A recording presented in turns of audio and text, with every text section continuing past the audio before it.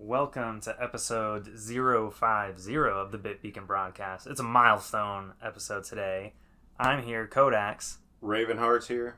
And what have we been playing? What have we been buying? Well, the only thing I've really been playing is Pokemon Go.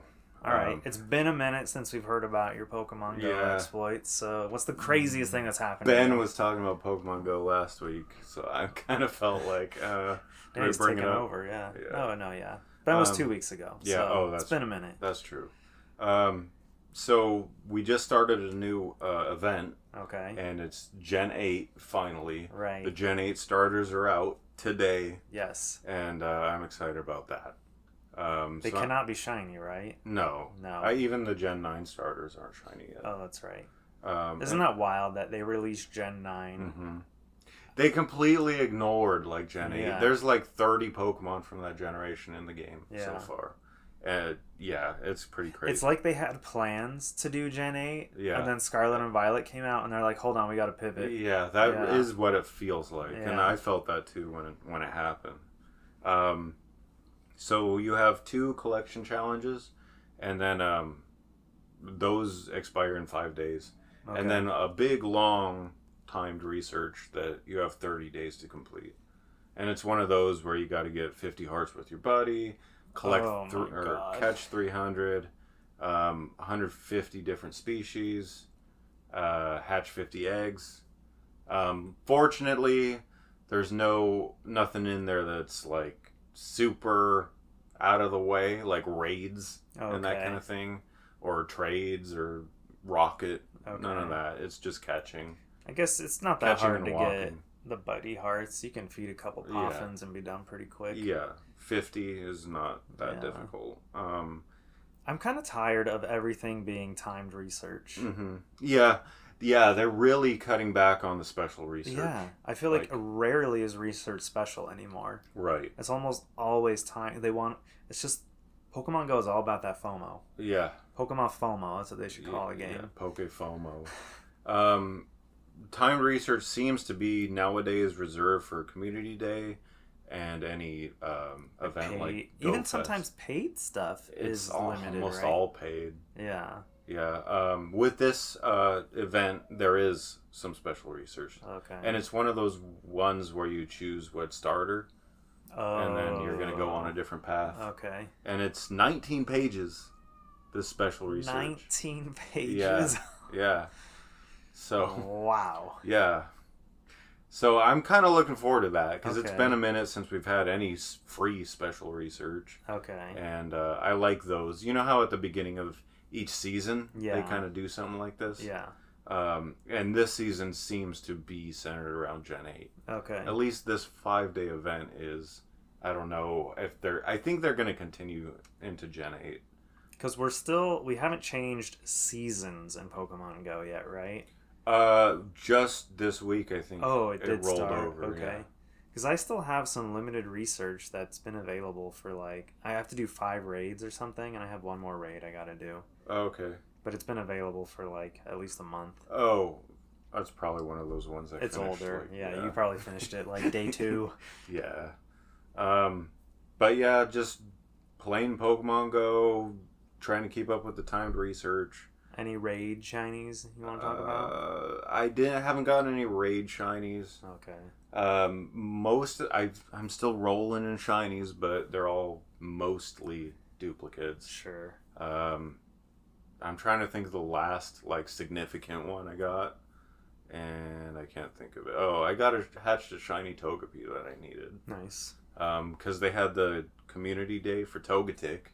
Yes. And then you had Togepi to hatch. Wasn't accessible. Togepi was boosted, but it was hatch only. Right. Yeah. And I tried.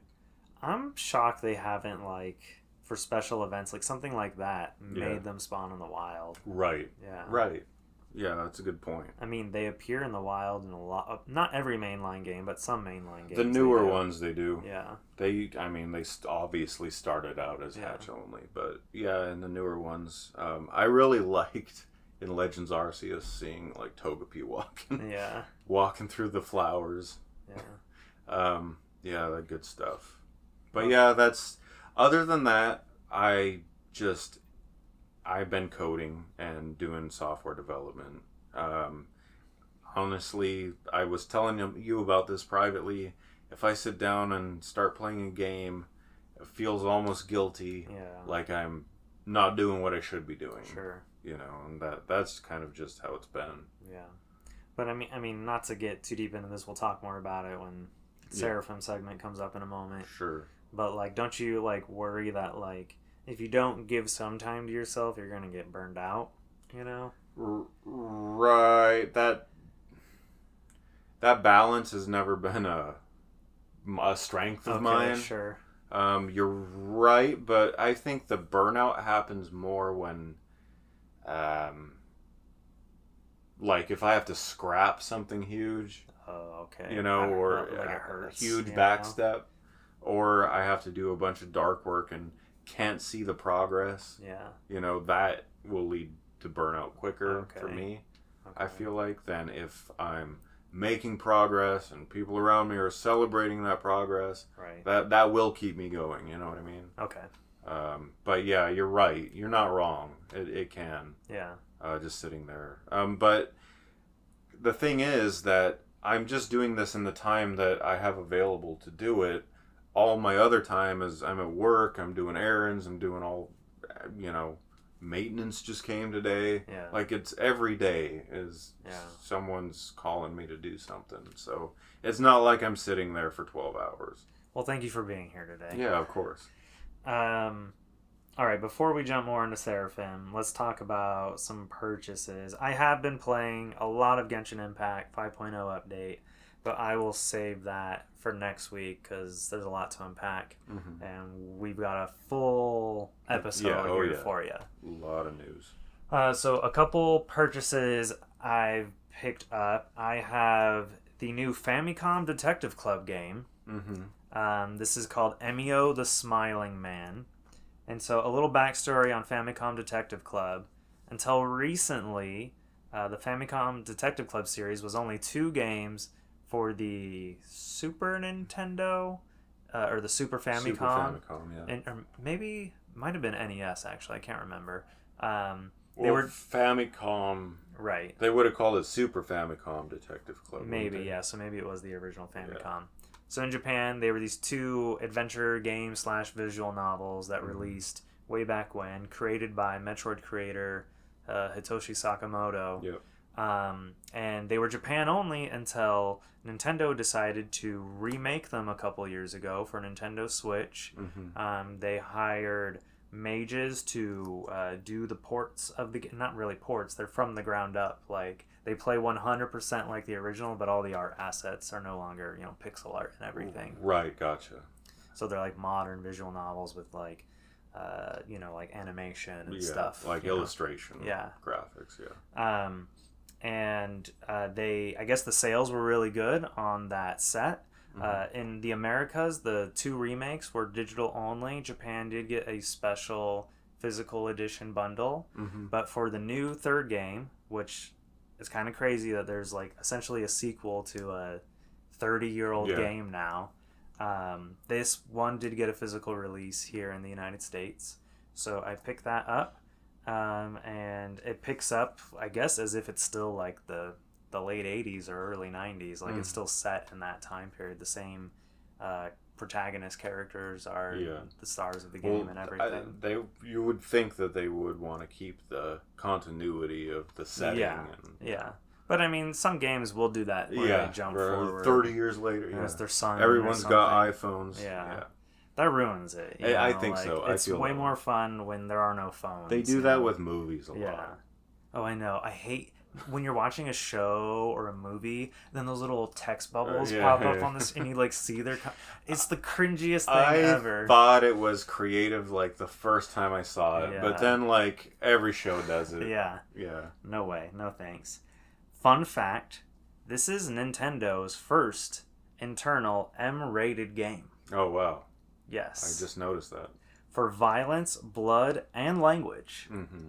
It's a visual novel, right? It is a visual novel, yes. Interesting. And it's about a serial killer. Mm-hmm. You're tracking him down, and he's kind of creepy. He's like this dude in a trench coat with this creepy paper bag mask on his head. Yeah, with a big old smile and sharp teeth.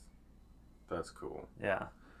So at a recent, no, not so recent, an event this year that we talked about in the previous episodes, I remember Miriam Cartwright talking about something from Famicom inspiring the Clock Tower games. Clock Tower Rewind Port Plus thing. Right. Was it this?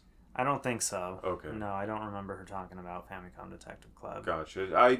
She had mentioned at the beginning of her presentation that the something did so well that we, she based it off of something. She was saying like, hey, like other companies have been successful at bringing back these games. Yeah. I guess maybe. I thought it was something though related to Nintendo though. It might have been, yeah. I mean, the Clock Tower that they're bringing over to modern consoles is based on the SNES version of the game. Right. So maybe there's something there. All right. I got one more game. This is Visions of Mana, the new game in the Mana series. The first new Mana game that's not a remake or a remaster or port or reimagining or whatever. Mm-hmm. And something like 15 years, I think, not since like the DS or something like that. Yeah. So this is... Oh, Children of Mana, I think might have been the last one. That was on DS original. Okay. Yeah. So yeah, it's been a long time since we've had a new Mana game, and this one is a pretty big game. It got debuted or announced at the Game Awards last year. I remember. I was super stoked. Yeah, and visually it looks gorgeous. I've heard mostly pretty good things about the game. Mm-hmm. There's some sad news about the studio. So Square Enix farmed it out, but they hired a studio called Ouka, O-U-K-A, mm-hmm. whose parent company is NetEase. Okay. And apparently earlier this year, as development on Visions of Mana was winding down, NetEase has been slowly laying off staff at Ouka. Oh. And apparently at Ouka right now, it's like a skeleton crew. Yeah. Now that the game is complete. And there are rumors going around that NetEase plans to close Ouka. I guess NetEase has just gotten cold feet about like having a development studio in Japan. Yeah. And it's just kind of like, I think we're going to get out. So at no fault of Ouka. Yeah.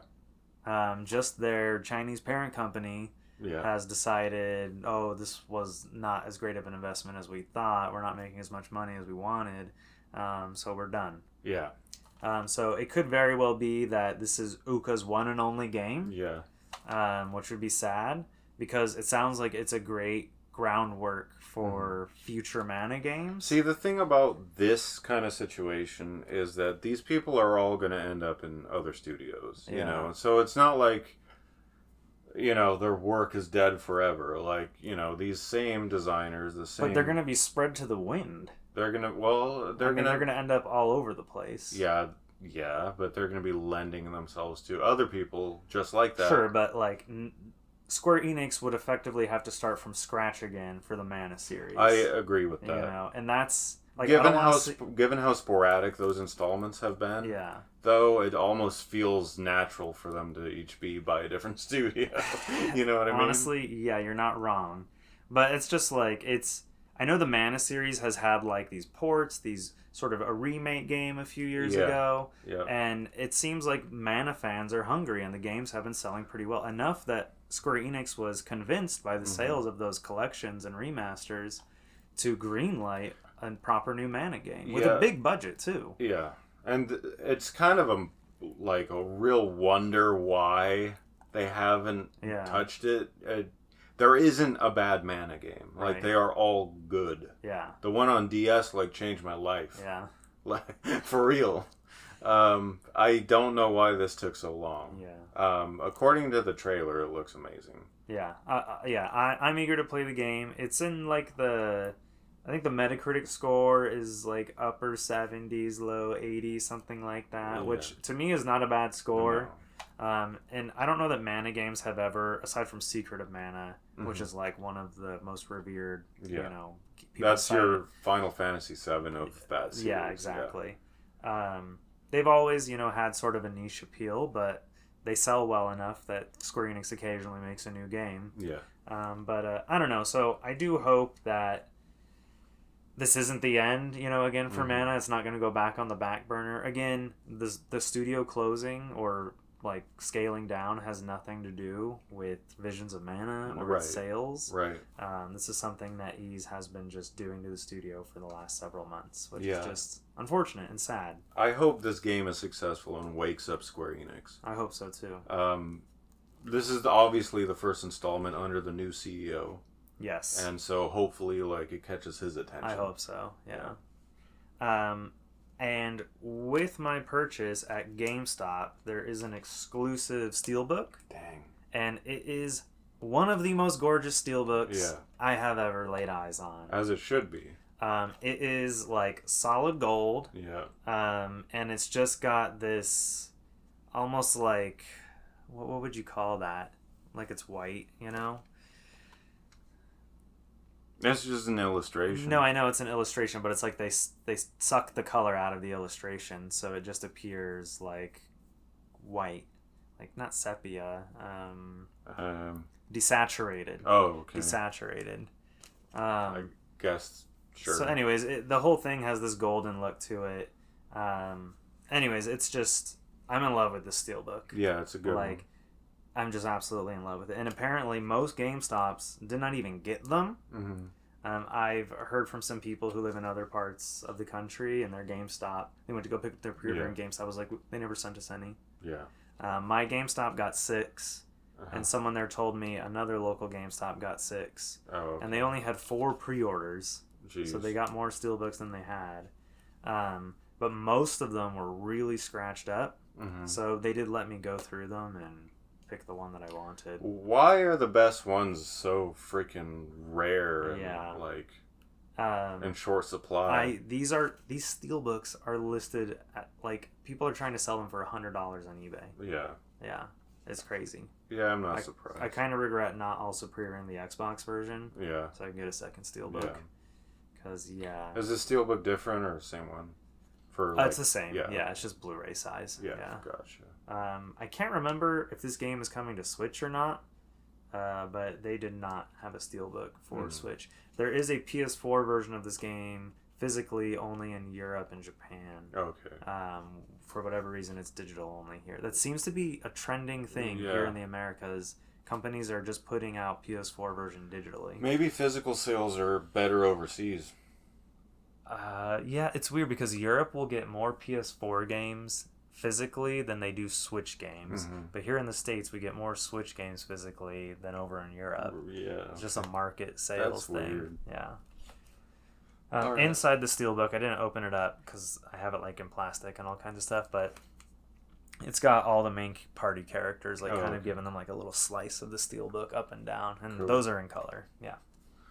And that's it for purchases. All right. So one thing that Taylor and I both bought recently is this El Shaddai Ascension of the Metatron vinyl soundtrack. Yes. Which this is a game near and dear to me that I played on PS3. It's a game I've never played, but I respect your opinion so much when it comes to like these kinds of games. Yeah. And you've just never stopped talking about it for the last decade or more. Yeah. That I'm just like, if there's an El Shaddai thing, I'm buying it now. Like, I don't care. I think what it is the art style. Yeah. For me, because it's the same art director as like Okami, the guy from Clover. Okay. Can't remember his name off the top of my head.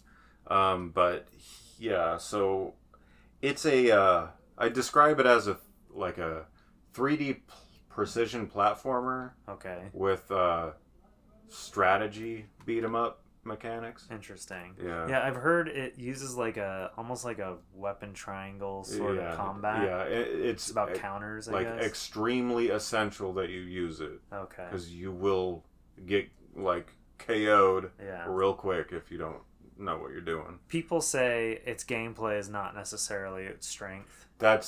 I would agree with that. But the visuals and the soundtrack are like next level. Yeah, the visuals especially, just the world. It's a platformer. Yeah. You know, so you're gonna look a lot at the background. Like, I think the visuals are more important in something like that than I don't know what to compare it to, but the gameplay is not lacking. Okay. The gameplay's and it does so many things that I've never seen like before or since in a game.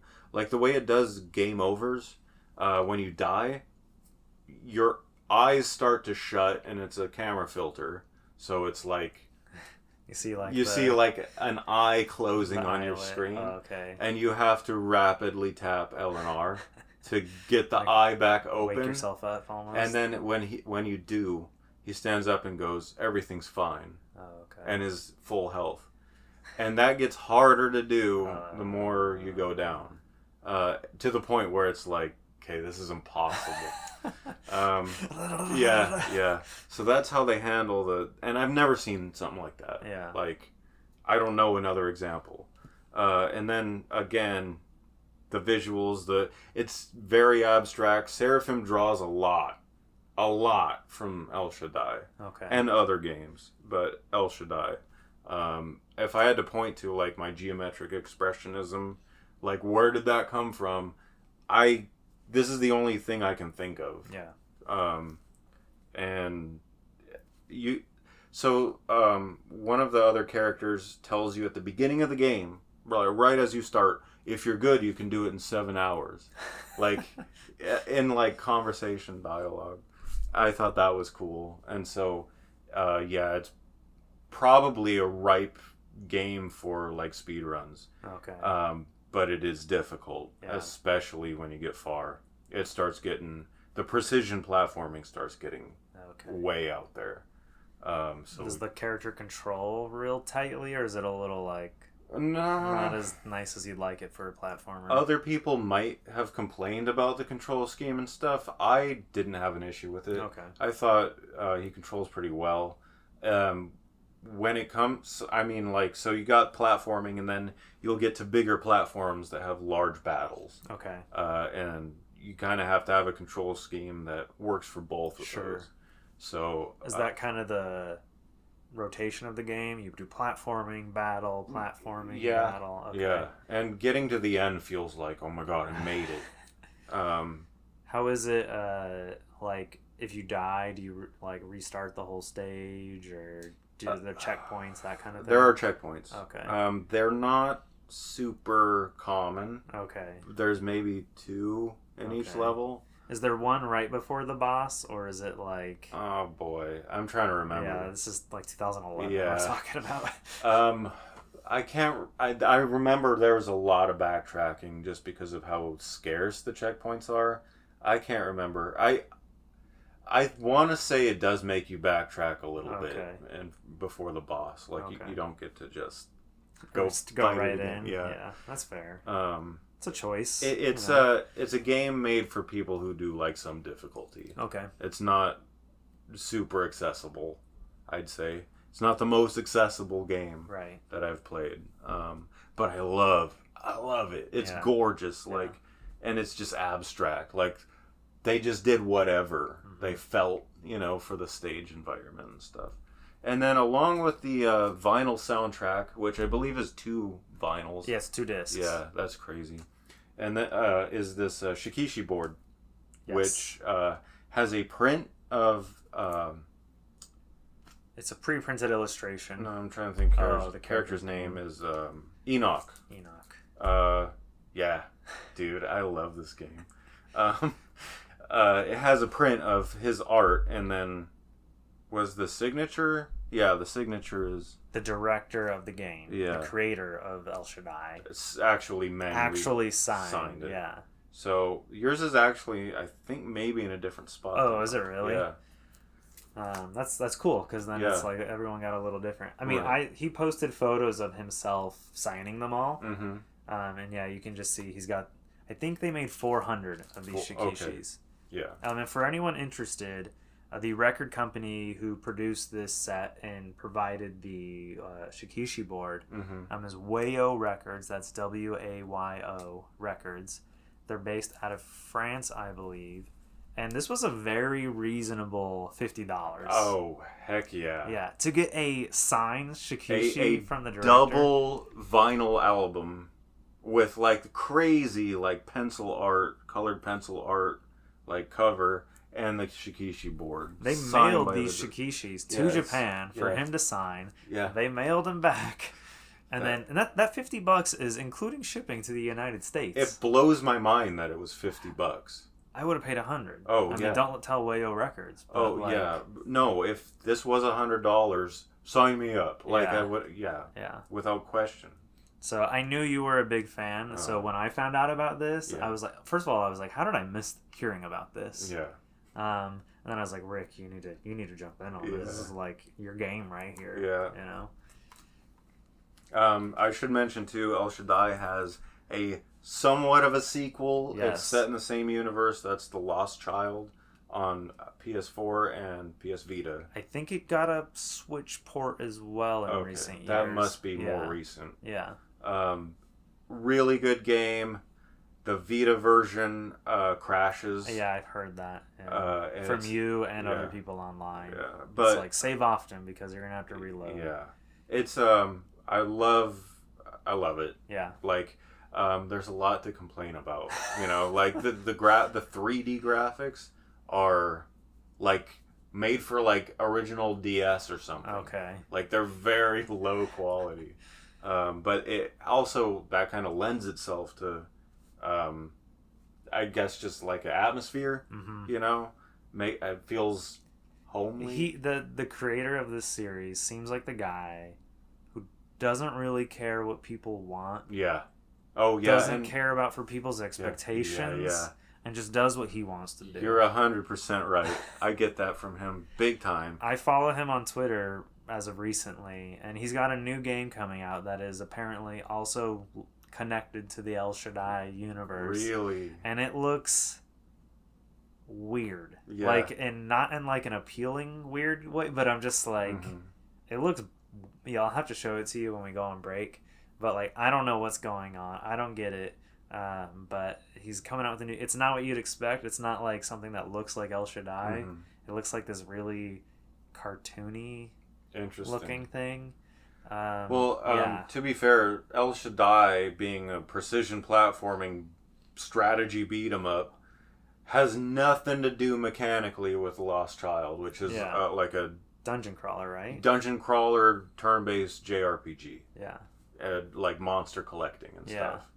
Like very different, you know.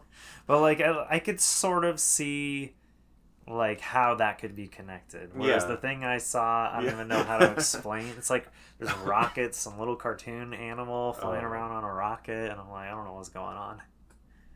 I can actually piece it together. Like, that probably has to do with the demons and stuff. From Lost Child. All right, well, you'll have to fill me in on break. Cool. Anything else you want to talk about?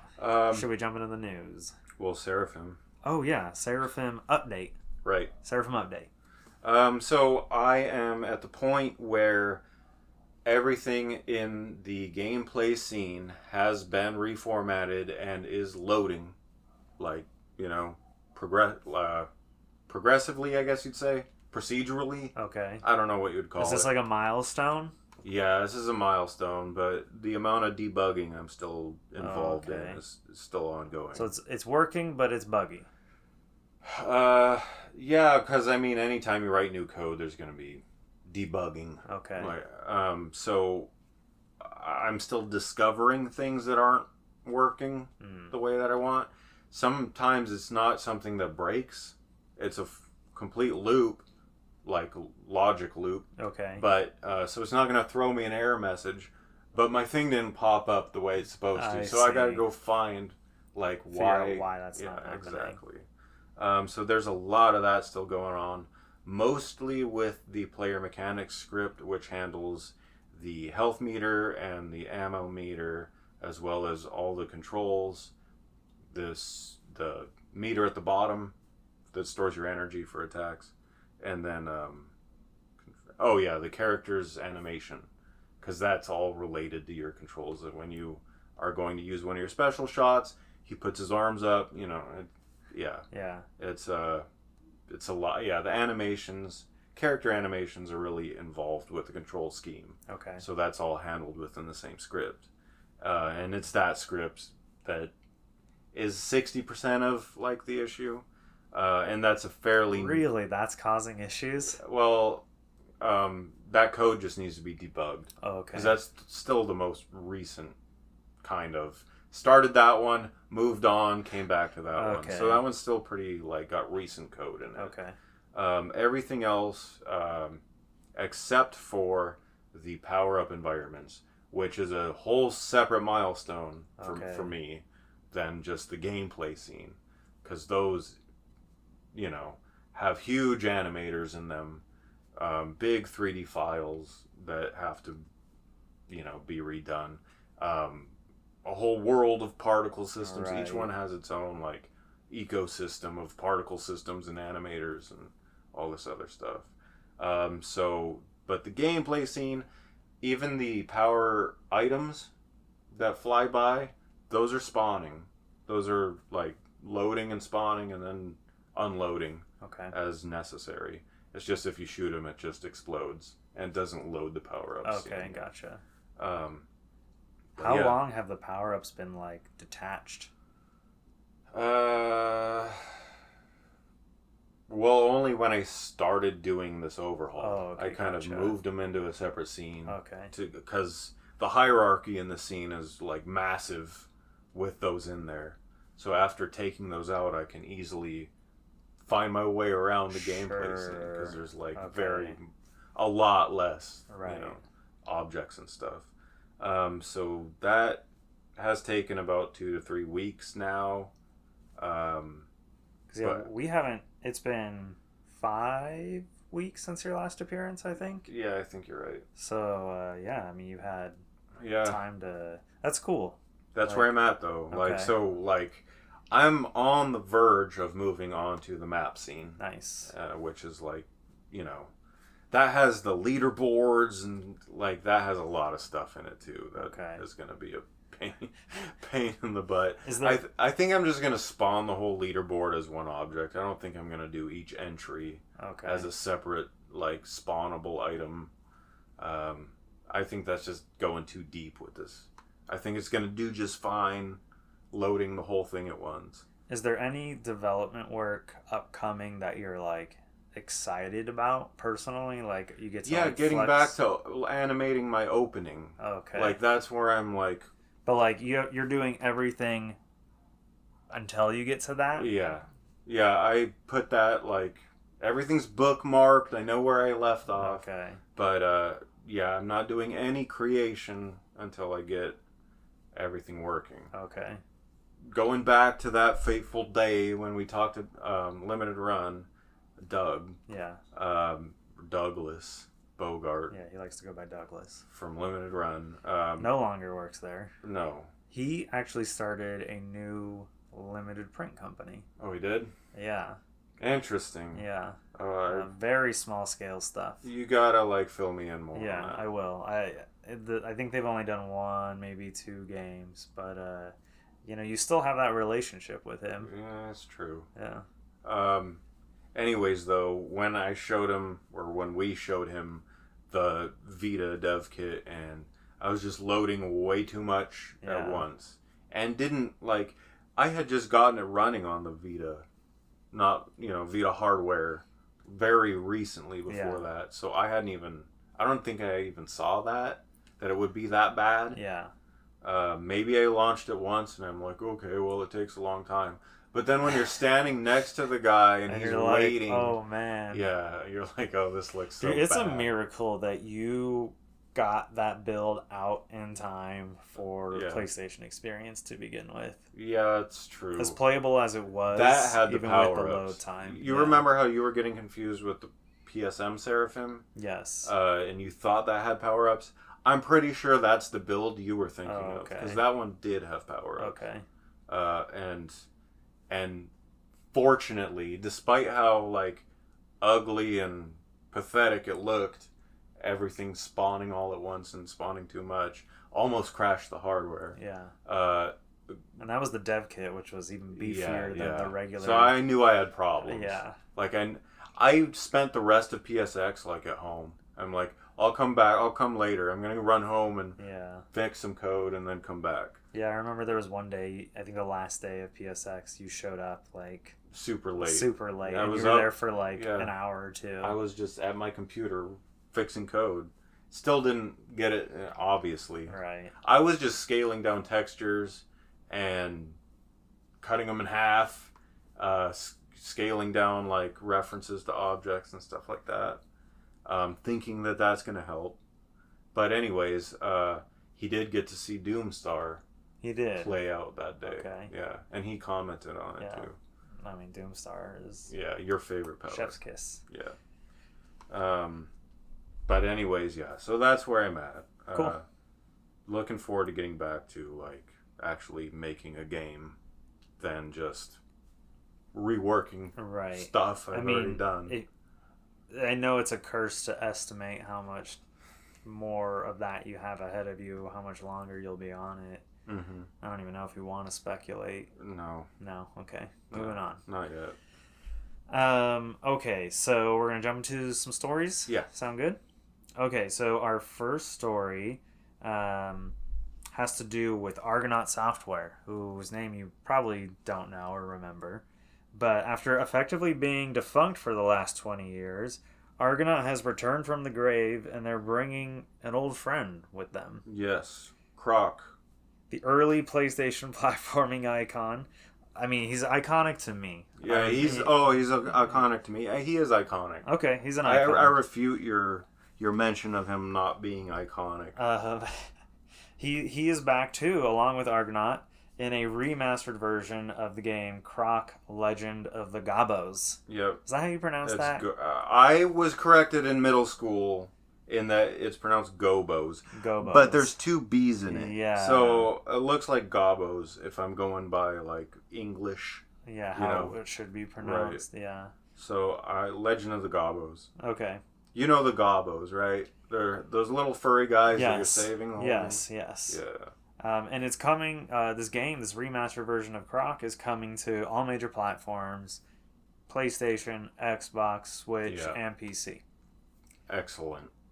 So before we talk more about Croc, I wanted to kind of revisit Argonaut for a moment, because it's been a minute. It was founded in 1982 by Jez San. Mm-hmm. Argonaut would go on to become a close collaborator with Nintendo's in the early 1990s, producing software for both the NES, SNES, and Game Boy. Yep. They would famously go on to co-develop Star Fox and Star Fox 2 for the Super NES. Yeah. And Star Fox 2 was shelved until recently. Yeah. Well, about 5 years ago or so, when they released the SNES Mini, which I believe included Star Fox 2 for the first time. I mean, Star Fox 2 is still a canceled game. Like, it's still, like, you're never going to have a SNES cartridge of it. No. Unless you, have access to one. Yeah, I mean, you might. I mean, you could theoretically make a bootleg one, which we've seen bootlegs. Yeah, like Frank and Sons. They're on the market. But I mean, it's as official as an SNES. There has been I haven't seen an SNES game more official than this in many, many years. Like, Nintendo released it themselves. No, completely. Yeah. Not only there, but they also released it on the SNES app on Nintendo Switch as well. So, I believe Miyamoto is the one who actually shut down Star Fox 2. Really? Yeah, I think so. I mean, it's crazy though because it was completed. Like, yeah, it was. The game was like ready to ship. Well, apparently, the FX chips that Super FX2, yeah, I think is what it was called. Right, it was really expensive, and I think that the SNES was kind of on its way out. I see. So they were kind of like, we don't want to invest. Okay, in these chips. I mean, maybe that's a reasonable excuse to some. You know? Yeah, not to me. I can't imagine the guys at Argonaut felt too great about that. They made this groundbreaking game. Yeah. Like, shouldn't be possible on the hardware it ran on. I mean, only thanks to that chip could the SNES do things like that. Well, Star Fox 1 had the chip. I think it was the previous generation of that Super FX chip, yeah. Yeah. So then Croc in 1997, September 29th, it's almost its anniversary, was launched for the original PlayStation and proved to be somewhat of a hit. I mean, it was for me when I was a kid. Yeah. I know we've talked about it for years. Yep. A lot of people remember it really fondly. Yeah. I think people who were young. People who played it, yeah. Yeah. Yeah. I've heard from like people who were maybe older when the game came out that they didn't care for it as much for some reason. Right, but I mean, from that same perspective, if you go back and play Mario 64, you're probably going to feel that way about that game. Yeah, maybe. In my opinion, I think Croc like holds up next to that game. Okay. I know Croc didn't use like what would now be considered traditional kind of controls. I think it wasn't quite tank controls for Croc. No. But it was like a little funny. Okay, funny story. I had it on PC. Right, it did launch on PC eventually too. Yeah, it was the first 3D game I've ever played. Oh wow, okay. Yeah, so big deal. Yeah. And the first like 3D, when I think of 3D platformers, Croc is what I think of. Okay. Anyways, I stuck a joystick in my computer, and Croc was just spinning, like facing like a 360. Okay. So, and I had like, this is how the game handled joysticks. I'd have to press up to run when he's facing the direction I want to go. Imagine playing a platformer like that. That's how you played it? Yeah, and then the button on top of the joystick was just the jump button. Okay. And Croc had that, not a double jump, but that ground smash. Yeah. When you jumped and then jumped again. Okay. He'd like smash the ground. Yeah, that was with the button. Wow, you were playing on ultra hard mode. Yeah, I didn't play it that way. Oh, okay. I thought you meant I just stuck a joystick in. Oh, okay. I thought you actually stuck with it. This game sucks. No. But now that you mention that, you might be right. I didn't feel that way when playing the game, but seeing that it's him spin that way must have been coded with like some kind of directional weirdness. Yeah, that like the PlayStation DualShock or whatever it was called. Right. I don't think it was the DualShock. No. Because the original PlayStation controller didn't have... It didn't have rumble. Didn't have rumble either. Yeah. It came later in the PS1's life. Exactly, yeah. They ended up getting rumble and thumbsticks. Right. But yeah, at first it was just face buttons. Almost like a Super Nintendo controller in a way. Yeah. Yeah. Yeah, you're right. Yeah, that's right. The analog sticks came later. Yeah.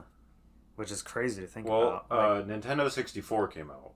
And that, I think, introduced the world to analog sticks. Introduced the world to, like, modern 3D gaming. Right, but specifically for here, analog sticks. Yeah. And I think that inspired Sony to release their new controller. Because, I think PlayStation came out in 1995, and I can't remember if N64 was the same year. It was later. It was 96, I think. Oh, okay. Or 90s. Maybe... I think it was 96. Maybe it was just 1995 for the PlayStation in Japan. I can't remember. Yeah. A sequel to Croc would later come out. I have that too. In 1999. And then Argonaut would release a bunch of other titles. They ended up doing a lot of... they made like Harry Potter games. Yeah, they made a lot of like miscellaneous kind of weird stuff. I forgot about all that because it's so forgetful. But yeah, you're right. And then they just closed in 2004. Yeah. I want to say Nintendo had something to do with that. I believe Nintendo was actually taking a lot of their assets. Well, they poached a bunch of staff from Argonaut. Yeah. A lot of the guys who worked on the Star Fox games would go on to work for Nintendo. Yeah. And then the most notable maybe being Dylan Cuthbert, who would later then leave Nintendo and go work and make his own studio, Q Games, which makes all those pixel junk games and the Tomorrow Children and other interesting games. You know, he does some indie cool stuff. Oh yeah, he's super indie. He's actually one of the people who co-founded Bit Summit in Japan, which is Japan's big indie games conference. Yeah. Oh, I didn't know that part. Yeah. We met him at the PlayStation Experience in San Francisco. He was there demoing the Tomorrow Children. Yeah. He was like the one white guy. I remember that. All the Japanese people. remember that demo. Yeah. The Tomorrow Children. Yeah. I forgot about that game. That weird Soviet inspired game. Soviet inspired, but like almost clay. Yeah, claymation look. Yeah. It is a really unique game visually. Yeah. They actually... That was his studio? That's his studio. Wow, it's Q Games, yeah. All right. It all comes back full circle. Yeah. Crazy. But so now Argonaut's back with two new co-CEOs, Gary Scheinwald and Mike Arkin, who've both been involved in the games industry for many years.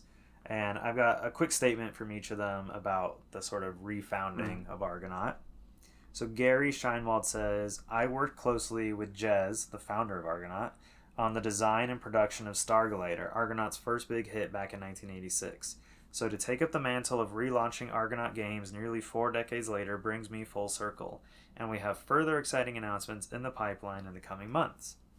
And then Mike Arkin, the other co-founder, said this about Croc Remastered. We wanted to honor the original game's legacy while introducing it to a new audience. The HD remaster allows us to do just that. It's been a labor of love for our team, and we can't wait to share it with players on all the current consoles and PC later this year. Now, real quick about Croc. It's a character mascot action platformer. Not unlike, a Spyro the Dragon. Like, it fit that aesthetic, like that. Sly Cooper. Yeah, like, it was there at Bubsy. that time. Yeah. Glover. Yeah. But better than maybe not as tight as a Spyro, but like still pretty damn good. Yeah. Oh yeah, and good design, good character design. Yeah. I love that game. It is like for me still the definitive third person platformer. Yeah. Like the rumor is that Argonaut had pitched an N64 platforming game to Nintendo, where the main character was Yoshi. Nintendo seemingly declined the project, and Argonaut would retool the game, and it would become Croc. Right. Now, I looked to... You had mentioned that on a previous pod, I think we did. Right.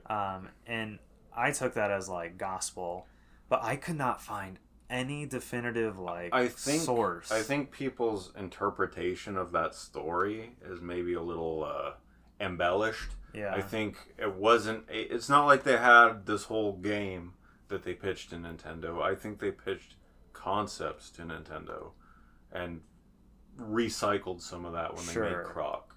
But it had to do with Yoshi. So there is apparently going to be a museum /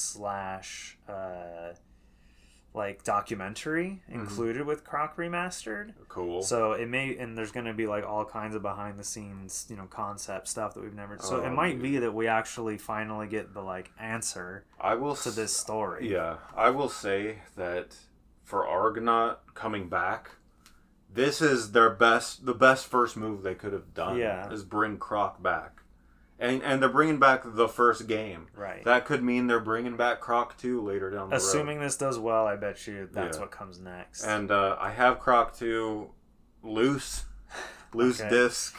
I could never find a copy with the manual. Sucks. Didn't play a whole lot of Croc 2. Okay. Beat the crap out of Croc 1. Okay. Like as a kid, that was maybe the first. That might have been the first game. One of the first games I ever beat. Nice. That ending, like, the castle at the end is like the last zone, I guess.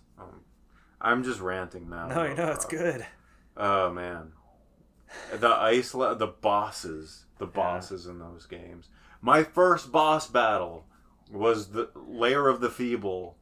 That was the name of the level. Lair of the Feeble. Lair of the Feeble. And this feeble creature ran around the room and killed you, and I didn't know what to do. I had never seen a boss before in a game. It's like you don't even have time to react. Yeah, and like where's... What just happened? Because he runs and hits like this gong with his tail. That's how you end the level. I'm like, where's the gong? I'm like, what do I...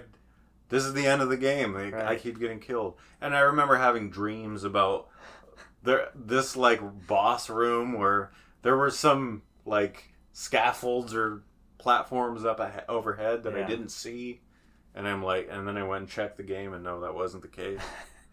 I had a dream that actually told me the answer to Pac-Man 2: The New Adventures one time, dude. But anyways, that was my first boss battle. Wow. That taught me what a boss is. Wow, I never thought. Well, I wonder what my first boss battle. It'd probably have to be Green Hill Zone Act 2. Oh, really? Yeah. That's probably the first boss, at least that I can remember. From Sonic 2. Yeah. Okay, the only two video games I played before Croc were Clay Fighter and Pac-Man 2: The New Adventure. And that game has a boss at the very, very end of the game. Okay. But I hadn't gotten to the end of the game in that one. Okay. And then a fighting game doesn't count. Right. It's not a boss battle. Yeah. And then I had Sonic 3D Blast on Windows 95 too. Okay. I had that. Yeah. Oh no, there was a Sonic game for Sonic CD, right? That was a PC. Did it come out on PC? It might have. There was a 2D side-scrolling Sonic game that I remember playing on PC in the 90s. I remember a Sonic typing game. And that one was side-scrolling. I don't think it was a typing game that I played. I remember using the directional pad to, do Sonic stuff. Gotcha. But I remember it feeling like, not a bootleg, but like an inferior Sonic. Like the B team made this, you know? Like it was not as good as, the ones I was playing on Genesis. It couldn't have been Sonic CD then. That's regarded as the best. The definitive. Yeah, I don't know. But anyways, so way off topic. What's in this remaster of Croc? So we mentioned that it's got this cool documentary museum kind of feature to it, which I really like seeing retro re-releases being more than just, hey, here's the game. I like this behind the scenes. I like we're seeing that a lot more these days. And I'm here for it. Yep, 100%. So it's got enhanced HD graphics, updated modern controls, and I understand they've I think replaced some of the character models with current ones, but otherwise it is basically, you're not getting it's not a reimagining, it's not a from the ground up redo, it's not a remake, it's not a proper remake. Gotcha. It is a remaster, but higher end assets, I guess. That game was pretty jagged. It was. I remember it feeling very corridor-ish, and then you could see over the sides of the level, and it was just abyss, right? And the worms that came out of those wells and stuff, their eyes were basically hexagons. Okay. Yeah. I'm remembering a lot. So there's an argument. I hope that there's different modes. I know some people were kind of down on seeing the updated models. Oh, I want that PS1 look. I almost feel so I was gonna bring up my concern about this. Sure, bring it up. And that's that I don't know as great as this game was when I was a kid. I don't know that kids today are going to be into this. I have a feeling they say they're trying to introduce it to a whole new generation. Yeah. They need to reimagine it then, quote unquote, if that's what they want to do, because it's a PS1 game. Yeah. It feels that way. Yeah. So yeah, I think that's where the modern controls come in. So it will play in a way that feels modern. Yeah. Where it won't have kind of the sort of Eurojank controls that were maybe known back then. Right. Yeah. But I mean, it's running and jumping. Right.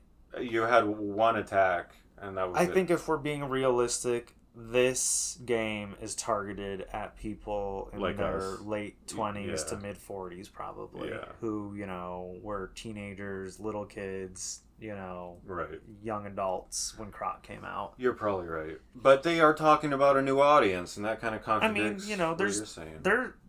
People like us have children, they're going to introduce their kids to Croc. Yeah, that's true. Yeah, and who knows, Croc 1 sells really well. Croc 2 sells really well. Yeah. Who's to say they're like, all right, let's make Croc 3. So, I should mention this. There's a Croc game on Game Boy Color. I think Game Boy Advance? No. It's Game Boy Color? I'm pretty sure. Okay. I remember seeing that there was one or two Crocs on various Game Boy maybe platforms. There are two. Okay.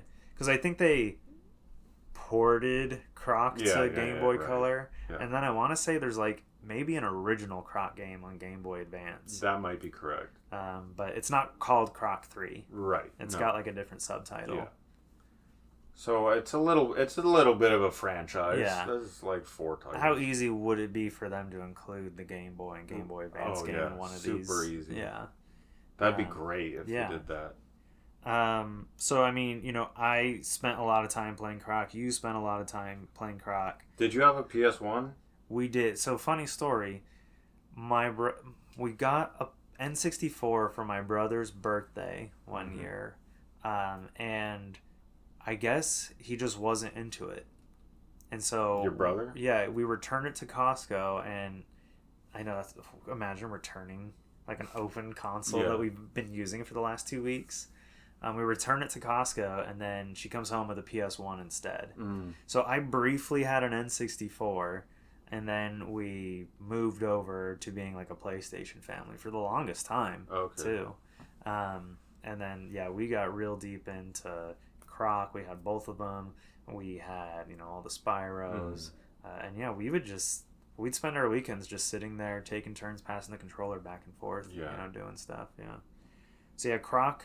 I never personally got super far in Croc. Really? I remember playing it a lot. Yeah. I don't know if we didn't have a memory card or if it didn't save memories. Oh, you can't do it that way. Yeah. So it'd literally be you'd play until you were done, and then the next time you wanted to play, you'd play again. That sucks. Yeah, it may have been that my mom was like, "I already bought you the controller. What do you need I'm not buying you a memory card." Yeah. Because she was used to games where it's an arcade and you die and then you walk away from it. And next time you play, you start over. Yeah. Galaga, Pac-Man. It's you don't understand. The games are changing. Yeah. I don't think you probably could do it in one sitting, but sure. No, I can't imagine doing that. The levels get really cool. There's water levels. There's one level. There's so much of Croc I haven't seen. Yeah. So, I feel like I'm coming upon my opportunity to... The ice boss is my favorite one. Yeah? Yeah. But there's this whole Egypt desert zone, and there's one level in there that the whole thing's underwater. But yeah. I'm remembering stuff, sorry. Sorry, guys. Croc is back, baby. We're back, and we're going to be talking about the Nintendo Direct Partner Showcase. Yeah, we've got some highlights from the Partner Showcase. We're not going to go over nearly everything. No. And I did not bring all the information with me, so we're just going off what I remember here. That would be a mistake anyways. Yeah. So the first thing, the Partner Showcase, which we should explain. What's a Partner Showcase compared to just a regular Nintendo Direct? I assume the third-party stuff. Yeah, there's basically no first-party information in this Nintendo Direct. So... basically, that's Nintendo's way of setting expectations for fans. Mm-hmm. Hey, we're not announcing new Nintendo stuff today. This is just focused on third-party software. Right. Now, that doesn't mean it's going to be a bad Nintendo Direct. Right. In fact, if you're a fan of, like, you know, obscure or B, you know, kind of B-list, AA RPGs, there's a whole lot of that in this. And not to mention, when there is the first-party Directs, it's like half Mario. I feel like there has been a lot of Mario Yeah. in these last couple of years, yeah. But no Mario in this Direct. No. They kick things off with Tetris Forever, which is created by Digital Eclipse. Tetris Forever is a product made by Digital Eclipse that is effectively like a Tetris museum in game form. Right. So this has a bunch of classic Tetris games going all the way from the NES to the more modern titles. It does not include any of the Nintendo created Tetris games. So like Game Boy Tetris is not in this collection. So Tetris Forever, having all those ports. What's interesting though is Tetris was ported to everything back in the day. Like Tetris got ported to SharpX 68000. It got ported to Tiger Gamecom. Like all the obscure consoles have Tetris on them. Yeah. So I'm curious if it has all those. That's a good question. Or is it just the mainline ports? No, it had some obscure stuff. I know there was one in particular in the trailer. Like I said, I didn't bring all the details. Yeah. But there was one in particular in the trailer that they were like sure to highlight as like this is like a real kind of weird rare version of Tetris that most people don't know about. I think there were two versions on NES. One was the Nintendo version, and one was not. Yeah. I think it was the Atari version. Right, or something like that, or rebuilt or something for NES. I think it's that version. Okay, that's probably the one that is there.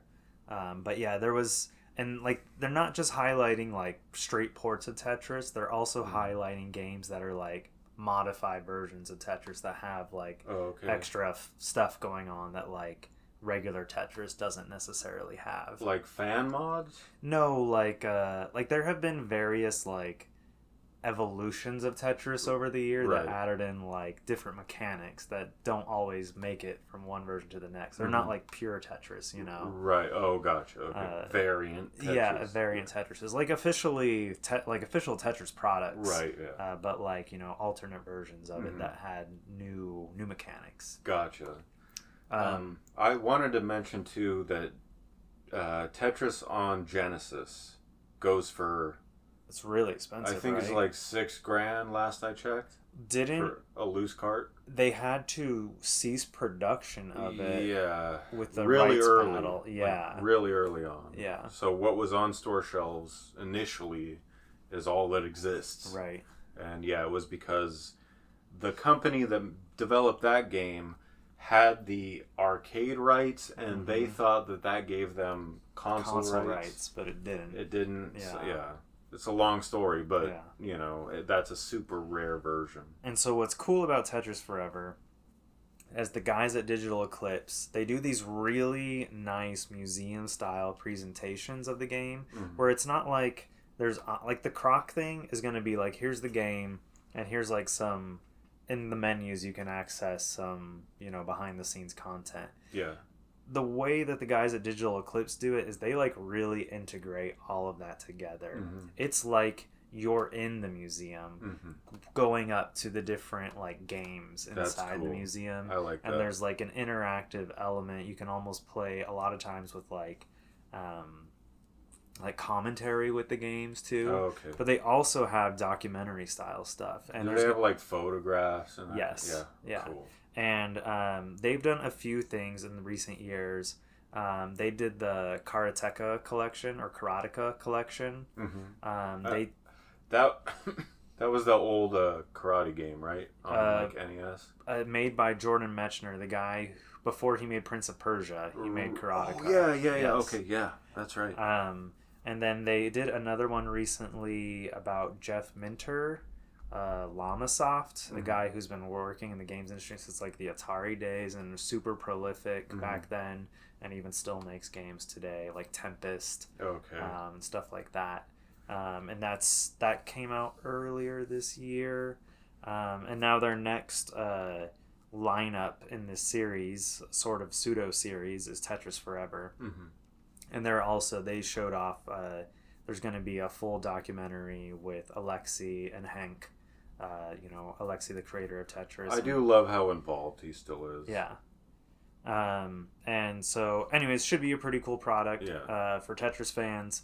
Limited Run is supposedly doing the Karateka physical release, so it's hopefully they get to all these eventually. Yeah, right. I mean, Tetris Forever deserves to be at retail, if you ask me. It doesn't deserve the limited run treatment. Yeah, that's true. So I don't know. Maybe some of these will get a more traditional retail release. And do we know that Tetris Forever is getting a physical? We don't know yet. Okay, yeah. Yeah, we have heard nothing as of right now. That would be awesome. Okay, the next announcement that caught my attention was The Legend of Heroes Trails in the Sky, the First. Now, that title's kind of a mouthful because it's Falcom, the creator's way of saying that this is a remake of the first Legend of Heroes game, Trails in the Sky. Yeah. So they just added on the first to the end of it. And so this is as they like to say, a from-the-ground-up remake. Yeah. This is not just like hey, we're gonna make it play and look like the old game just with enhanced graphics. This is like we're rebuilding this from scratch kind of a thing. Right. The gameplay is gonna be different. It's like a third-person adventure game now rather than a top-down kind of adventure game. Right. So that was a big announcement for a lot of people, and it's coming out in 2025 in both Japan and in the US, which is maybe a first for the series. Typically, there's always 1 or 2 years wait in between the West and Japan. Yeah, right. And it might be because the script, they already have it from the original game, so there's a lot less work to be done there. I've never played any of the Legends of Heroes games. I've only played a couple. They always get really expensive as time goes on. Yeah. So I try to make JRPG series, right? Yeah. And it's sprawling. There's like a dozen titles in the series at this point. And we get about 1 or 2 or 1 every other year or so. Right now the West has been kind of playing catch up with Japan, so we've been getting them at a fairly frequent and brisk pace. Yeah. It's made by the same people who make the East series. Yeah, right. Yeah. But then we've got a new Atelier game. This is the first new Atelier game in 2 or 3 years, aside from the remake of Marie that they put out last year. Which one was the one you were playing? I played, most recently, I played the first Ryza Atelier game, Atelier Ryza. Right. And that game ended up becoming a trilogy of games. Right. And Ryza 3, I believe, came out in 2022. Okay. Last year they did the Marie remake, which is like the first Atelier game, or one of the first. And then now we have this new one coming out next year, Atelier, I believe it's pronounced. I'm sorry if I'm saying that wrong. Atelier fans. I doubt it's French. It's Atelier Yumia. So this is a brand new title in the series. It's not like part of any of the other main continuity lines. Often characters will get 2 to 3 games, or there will be 2 to 3 games set around those characters with other characters in the second and third game. Right. But with the first character appearing in those other games. Gotcha. So there's usually, they call them like trilogies, and it's based on the name of the land that like that particular game takes place in, that region or whatever. Right. And this game seems to be taking the series in a more mature tone. The trailer, at least, made things look very kind of grim, dark, more adult story, less kind of slice of life, fluff, happy fun kind of thing, and made it more like almost like the story. I'm probably way off, but what I got from the trailer was like the character of the game like exists in a place where like her profession or whatever you want to call it is like outlawed because of like accidents that happened with like previous ateliers, and they like killed a bunch of people accidentally and stuff. And so she's being like escorted by like these like knights who are like, I don't know, trying to keep her from harming people or something. Anyways, it looked a little more interesting than your average Atelier game. They're definitely taking it in a different direction. Is it Atelier still top down or no? Like isometric, I mean? No, these days it's more over, not over the shoulder, but definitely you control the camera. You can rotate it every which way. Yeah. Okay. And then this next announcement, I think, was probably one of the biggest announcements for a lot of people. And this is Castlevania Dominus Collection. Mm-hmm. And so what Konami has finally done is ported the 3DS Castlevania games. Didn't we already talk about this? No. We talked about wanting them to do it after they did the Castlevania Advance Collection. That's what I'm thinking of. Okay. Yeah, the Advance Collection, they ported the GBA games. Yeah. But now we have... Oh, this is the DS games. Yeah, so Dominus, I guess, was their way of hinting at DS. Okay. So it's got Dawn of Sorrow, yeah, Portrait of Ruin, and Order of Ecclesia. Mm-hmm. Including with those 3 games, they also included the original Castlevania arcade game, Haunted Castle, as well as a brand new remake of Haunted Castle called Haunted Castle Revisited. And rather than be like a full screen view, it's now widescreen, and it's got some updated visuals as well. Cool. So there is effectively a new Castlevania title included with the game. That's cool. I know which of these. I know you were a big fan of the DS games. In high school, you talked about them. Yeah. So, Aria of Sorrow on Game Boy Advance is my favorite of all the portable Castlevanias. And Dawn of Sorrow is a sequel to that, right? It's a sequel on DS, yeah. Okay. And it's not as good. Okay. But it's still, it's Castlevania, you know. It's platforming, collecting the weapons. Like, I think what I loved about Aria of Sorrow so much was the weapon collecting, which is something that happened after... what's his name? Dang it. Oh, Igarashi? Yeah, Igarashi took over the series. Okay. That's when you started seeing, like, all the food items, like 200 food items that you can pick up, and, like, hundreds of weapons for each category that you can collect. I think, like, Aria of Sorrow really, like, did a good job with that, and Dawn of Sorrow did carry that. Okay. So, and Dawn of Sorrow also introduced forging, where you can take 2 weapons and fuse them to make new weapons and stuff like that, which got kind of sucked with some of the rare weapons and stuff, because it's like, how am I going to collect all this, you know? Yeah.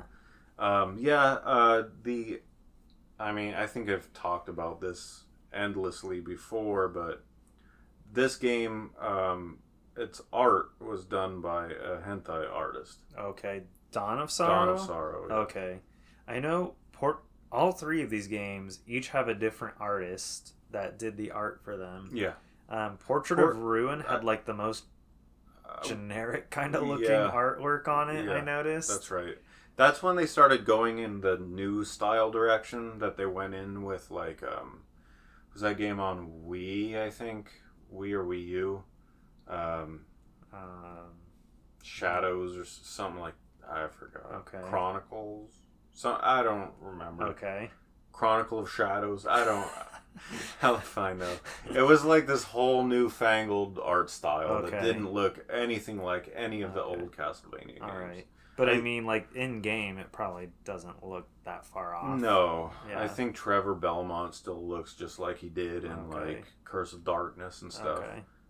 But, yeah, the cover art is a big deal for Castlevania. Sure.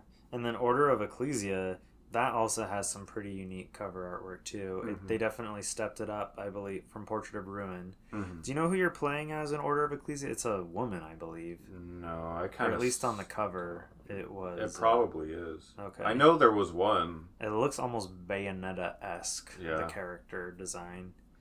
It's probably a side-scroll, though. Okay. Oh, yeah. No, they are. And what's cool is that since these were DS games, that was a game where you had 2 screens visible while you were playing, right? Yeah. So how they've kind of gotten around this is that they've made it widescreen, and that the DS is the main screen where the majority of the gameplay is off on the left side of the screen, and then you have your map and your inventory and 2 smaller screens next to it on the right. Okay. So it kind of forms this widescreen image Yeah. of the gameplay, and then you have the map and the like the full size map, not a little mini map, you know. And then you can see your inventory and stuff too. Interesting. Yeah, so I thought that was a pretty unique solution Yeah. to getting around it being a DS game, a dual screen game. Right. In fact, they've made it a tri-screen game now. Yeah, basically. I forgot. I'm trying to remember how you brought up the map and stuff. I think it did replace the top screen. Yeah, that's right. You could toggle the top screen. See, I would think that the bottom screen would just have like the map or the inventory, depending on like maybe what you had. The bottom screen is where you played, because in that's right, you had to touch. Yeah, in Dawn of Sorrow you had to draw like seals, like runes. That's and stuff. right. Yeah. So you needed the bottom screen for that, but you could toggle the top screen to view more of the level or view your map. So you could just leave your map up if you wanted. So you had like 3 screens. Okay. Interesting. Yeah. Okay, the next game I want to talk about is Tales of Grace's F Remastered. So this was originally a Wii game called Tales of Graces, and then it later got ported to PlayStation 3 as Tales of Graces F, which was like an expanded version of the game. And then now it's being ported to, I think, all major platforms as Tales of Graces F Remastered. So this is one of what people would probably refer to as like a classic Tales game. Yeah. Where it does have more of an anime kind of feel to it. The most recent Tales game seems to try to be taking it in a little more of a mature Western kind of way, which is interesting. But I think a lot of people kind of miss those like Tales of Symphonia kind of days where the characters were kids and that kind of a thing, and you watch them kind of grow. Right. So yeah, Tales of Grace's F. Same effect happens with like Zelda and stuff. Sure. Yeah. 2 more announcements. Rune Factory, Guardians of Azuma. So this is a new Rune Factory game that was first unveiled a couple years ago as Project Dragon by Marvelous, the creators of Rune Factory, or the producers of Rune Factory. And so this is a spin-off of the Harvest Moon / Story of Seasons series. So it has like the farming, the life simulator sort of elements, the relationship building stuff. Right. Along with combat, fighting monsters, that kind of a thing. Right. So every now and then, Rune Factory gets a spin-off title, and this is the new spin-off title. The last time we got a spin-off title for Rune Factory was on the PS3, and that was Rune Factory Tides of Destiny. So this one is so far only announced for Switch, and it's set in like these eastern lands, and it appears to have more of an emphasis on the combat, but the farming, the relationship stuff is all still there, but they seem to really trying to be leveling up their action game with this game. Gotcha. And then the sort of one more thing announcement at the end was that the Yakuza series is finally coming to Nintendo Switch. Jeez. Previous producers at Sega said stuff like the Nintendo Switch is for kids. Yeah. Yakuza can't run on the Switch. Yeah, right. It's too powerful. Like, we don't want our game there, basically. Yeah. And I guess either that person left or they realized that, they could get it running, and it's, money to not have it, or it's a loss to not have it on Nintendo Switch. It's one of the few franchises I feel like that has just taken forever to come around. And it's because seemingly the people at the Yakuza studio were just like resisting it. Yeah. Like whoever was in charge was like, no, we're not putting it on that. Yeah. And it just made no sense for a game made in Japan to not try to target the Switch. And I get it. It was probably a lot of work to get it running on the Switch. The Switch is ancient. I'm sure it's toned way down. Like, I'm sure like they had to reduce a lot to do it. And this is not... And it's Kiwami, too, so it's like... It's an older Yakuza game. Yeah. But yeah, Yakuza's finally coming to Switch, so that's pretty cool. Yeah. And it's a game that's like got so much going on, and you can pour like 100 hours into it. Oh, yeah. So I think it's a good fit for Switch. Yakuza kind of took on what Shenmue kind of left off on. Yeah. When that is a lot of collecting. Like, Shenmue had, like, Gashpon collection with all the Sega characters and stuff. And Yakuza feels that way, too, with, like, all the stuff you have to do. And then, like, imagine you take it to work with you, and you can go, like, play pachinko and all the, like, mini games and, you know, stuff that the Yakuza games include, you know? Like, it sounds like a perfect way to, like, spend your, you know, lunch break or something. Right. Okay. And there's nightclubs. And, it's just... Oh, yeah. It's crazy. You want to talk shirts? Yeah. All right, I'm going to talk yours first. And I don't know if you wore this on purpose because we had a Castlevania story. I did not even realize that we were going to talk not a story, but yeah. So you are wearing a black crew neck t-shirt, as is often the case. Yep. And it's got a mask looking thing in all white, kind of like spray painted or like stencil painted onto it. Pretty sure it's supposed to be a bird skull. A bird. Okay, it's a skull of a bird. I was wondering. Oh, okay, that's like the beak. And it's like looking at it from the side or something? No, the front. Okay. All right. These are the eyes. All right, yeah, I see the eyes. The beak. But the beak looks like it's open, like, from the side. That's just part of the tribal style. Okay, all right, so we got some tribal style going on here. And then on the sleeve, we have the Konami logo. Yep. So, I don't know. And then on the back, I believe we got something here. Yeah. All right, so we've got another design, and this is a cross. Would you say? Maybe a vampire killing stake? Definitely a cross. Yeah. And on the bottom, the very bottom of the shirt, where Rick's bottom is, it says Castlevania Lords of Shadows, Facebook.com/Castlevania. Yep. That was a trend for a while to put like stuff at the very like bottom of shirts or like on the side of shirts. I like it. They should bring it back. Yeah. Yeah. So yeah, you're wearing a Lords of Shadow shirt. Yeah. Which was Konami kind of trying to bring Castlevania into the modern age, I guess you could say. And when I was talking earlier about like the shift in art style, this is one of those games that looks the way I was talking about. Okay. One of them was a fighting game, and I'm not sure if it was Lords of Shadows or if it was one of the others. There were two of these style games, which were third-person adventure. Yeah, but there was one that was literally like, not Tekken, because it wasn't like tournaments. It was like you were in a room with another Castlevania character, like another Belmont or something, and you just duke it out. And that's the whole game. But it was like run around third person kind of fighting. Kind of like, you know how like Pokken is kind of like you're running. You're not. It's not just like you have like a 3D environment. It's not just profile the whole time. Yeah. It was like that. Okay. One of the it's like a fighting spin-off.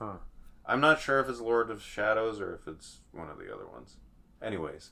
But yeah, I believe this game was produced by Kojima, or Konami was touting his involvement with the sort of not a sort of a pseudo restart of the Castlevania series. I think they were trying to do. Like they were trying to like make it big again in a different cinematic kind of way. They're just trying to like get any reason to put Kojima's name on the cover. I mean, yeah, this is 2010 we're talking about, 2011 right now. Right. They did make one more game in the series on modern consoles, and then I want to say there was a 3DS Castlevania game set in the continuity of those two games. You were right. Yeah. So I think 3 games in that sort of new sub-series were a thing. Right. Anyways, that's a cool shirt. I've never seen that before. Yeah. You think it's maybe like a promo shirt from GameStop? I'm pretty sure it's a pre-order shirt from GameStop. And my girlfriend at the time was a GameStop assistant manager, so I got a lot of stuff. And usually when it's something I don't remember, it came from that. I see. Yeah. Do you... GameStop used to give you pre-order bonuses when you pre-ordered. Yeah, I remember. Now it's at pickup with your purchase of the game. That's because they caught on finally figured it out that people are pre-ordering and then canceling. Yeah, just to get the item. Yeah, right.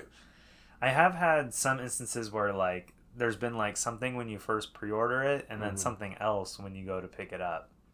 Like there was one time I pre-ordered something. I'd never seen that. They had like a poster for Zelda Breath of the Wild or something like that, and then they had something else when you actually picked up the game. Interesting. Yeah.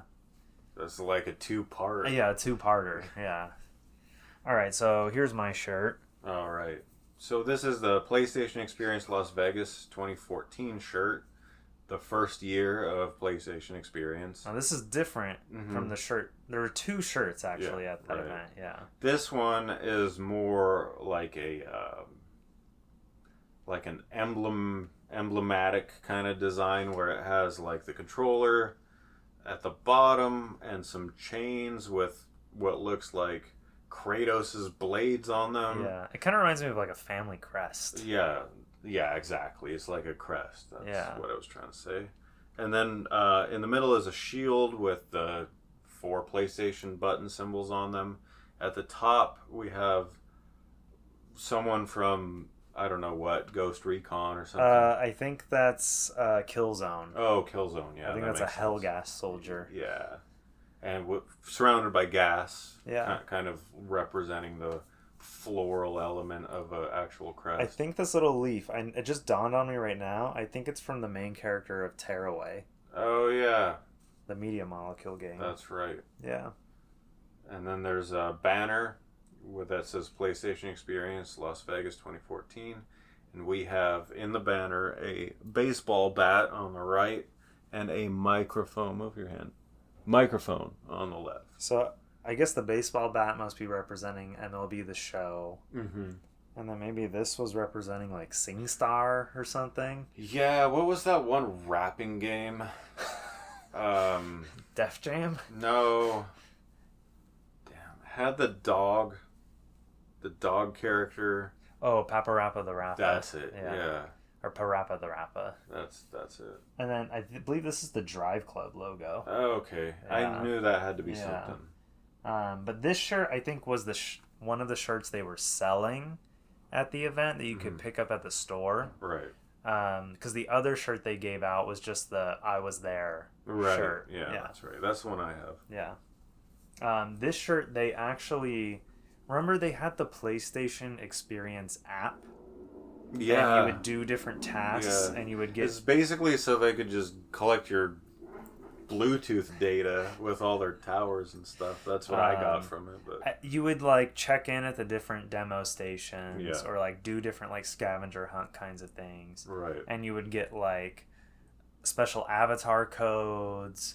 You would get special you would get like PlayStation credit coupon. Like I think it was like $10 or something like that. Didn't you get like points and stuff toward your actual PlayStation account? Yeah, you got actual like credit. Like they gave like here's $10 of PSN credit. That's right. Yeah, but it was a lot of avatars, some like betas, things like that. That was cooler than just giving away trash. I agree. Yeah, I like that. Like there were literally avatars for your PlayStation account that you could only have got if you attended that event. Yeah, and there actually is an avatar of this crest. Cool. Yeah. So every now and then I equip it on my profile. Nice. But yeah, this PlayStation Experience, it'll never be topped. Yeah, no, that was the best one of them all. The most magical 2 days ever. Yeah, the No Man's Sky concert. Yeah.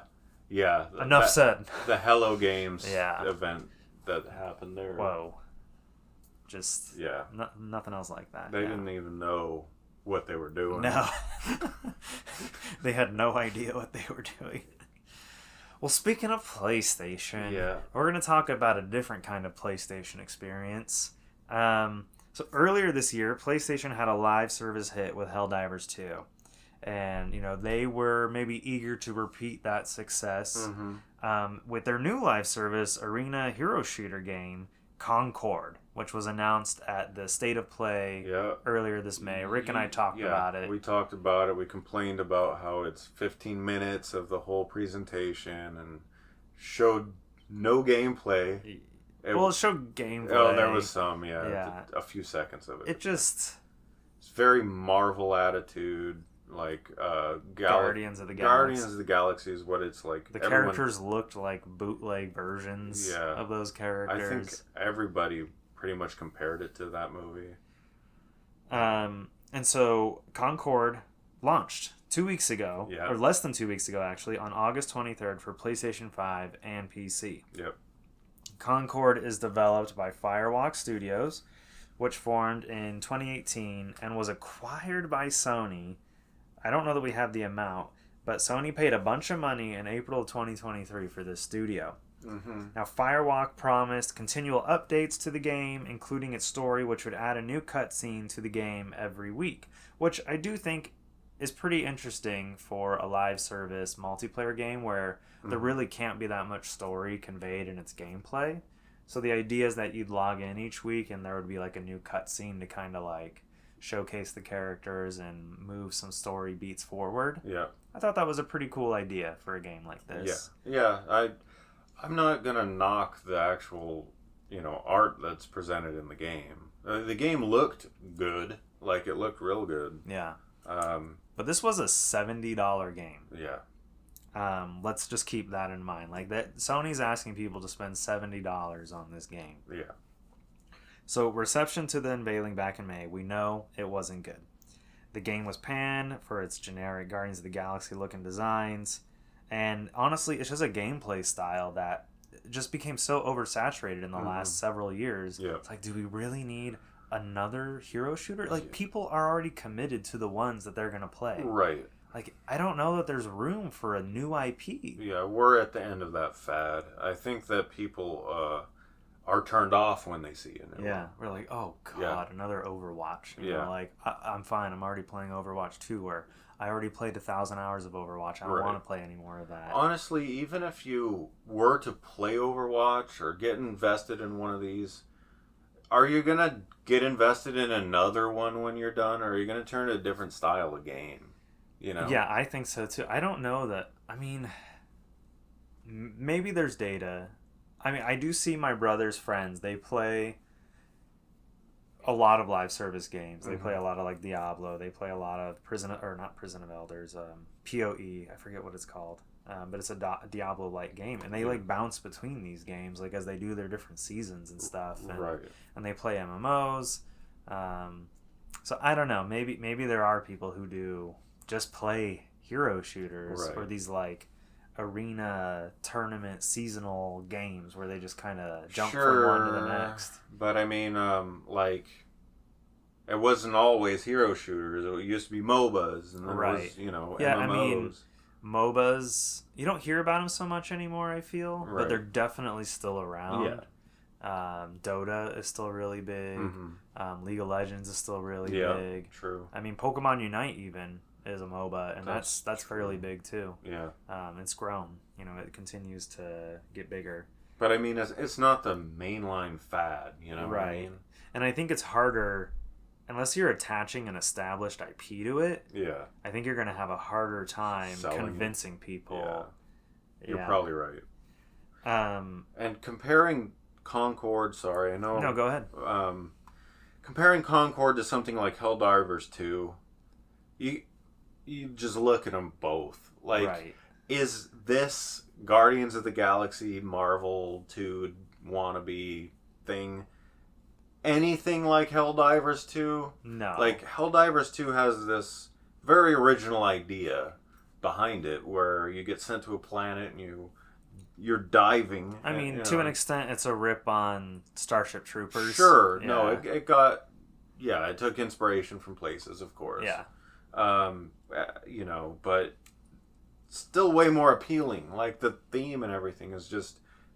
Yeah, people are going to want to play that. Yeah. Just from looking at it. It looked fun. Yeah. And I think a part of it has to do with it being a cooperative game and not so much like person versus person game too. You're right. So I think... And the teams were bigger than traditional hero shooters, I felt like. I think it's only 5 players when you go do a mission with other people. I thought it was like 8 to 12. I think Concord is 5v5 or 4v4. Yeah, it was 5v5. They kept touting that like it was a feature. Like, ooh, guys, we're 5v5. Yeah. Because I think Overwatch 2 went down from 5v5 to 4v4 or went from 4v4 to 3v3. So like, a lot of people were disappointed that like the matches got smaller. Yeah. So maybe they were thinking like, this is our way to stand out from Overwatch or something. Right.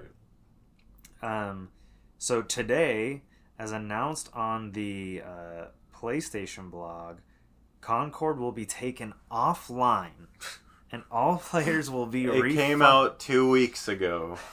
All players will be refunded starting September 6th, exactly 2 weeks after launch. Wow, they're even doing a refund. Yeah, so it's already been delisted from the PlayStation Store. You can't even buy it anymore. Physical copies are out there, by the way, but they will essentially cease to function because you won't be able to log in. Right.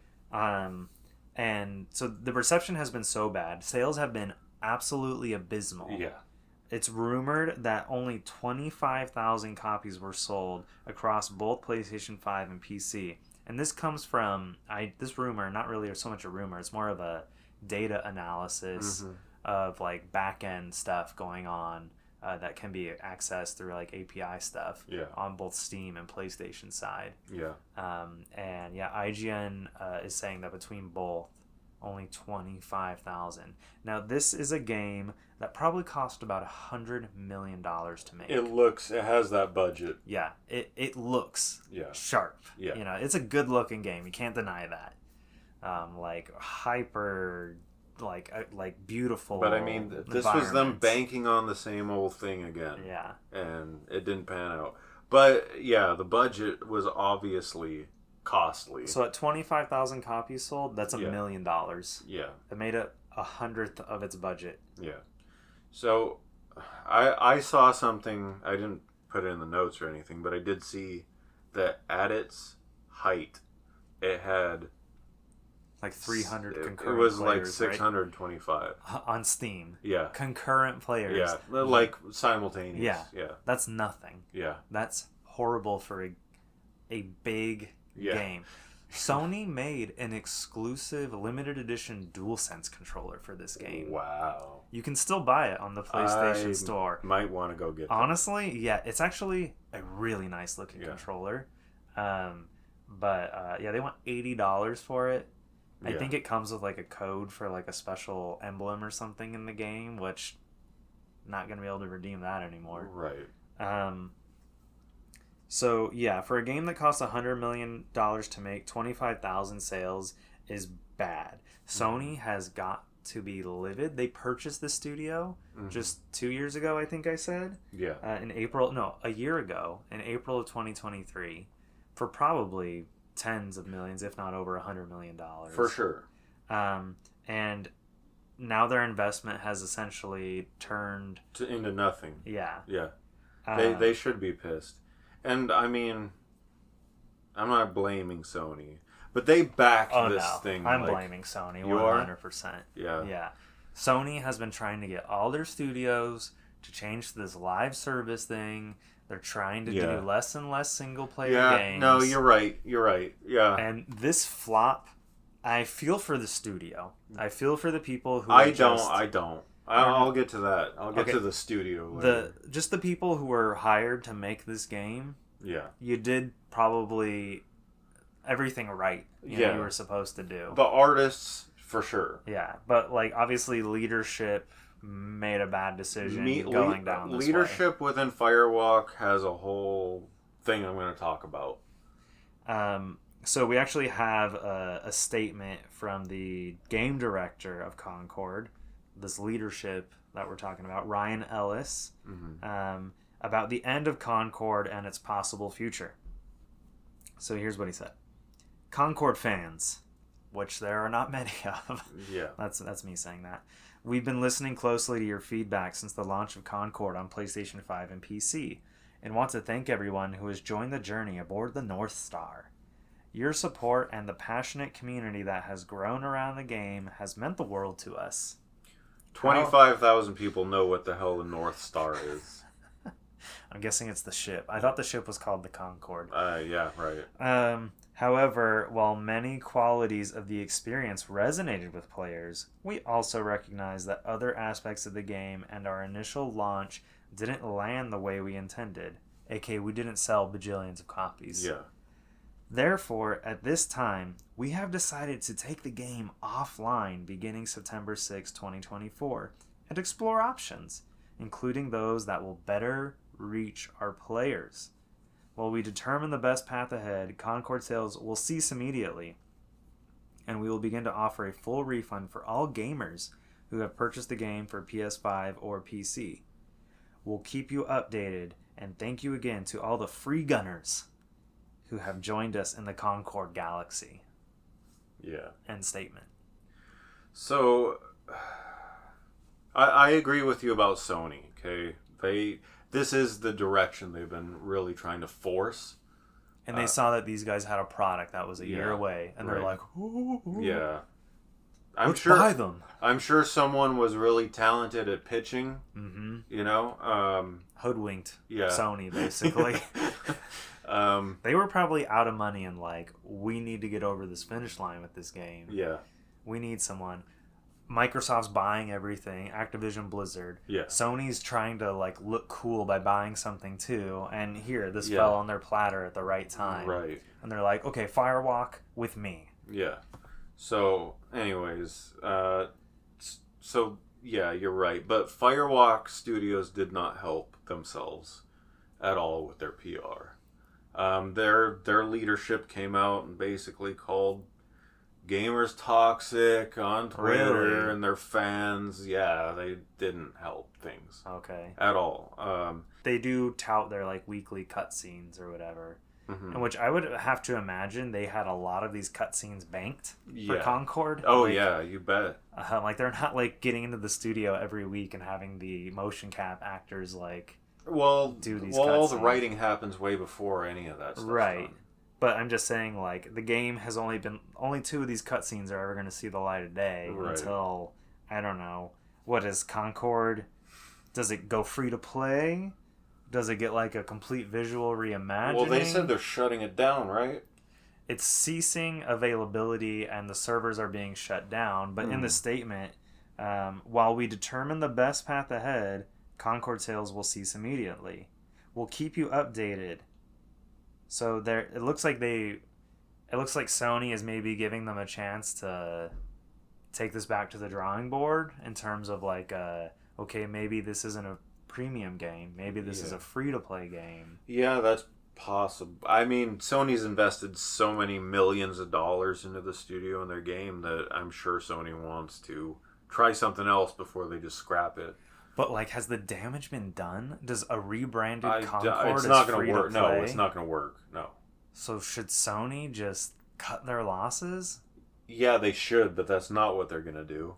I mean, do you think the studio should be punished, or do you think they should be given an opportunity to make something new?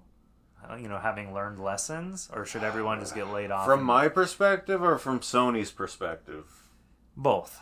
Okay. From my perspective, I think there's a lot of talent there. Mm-hmm. I think there's some bloat. Okay.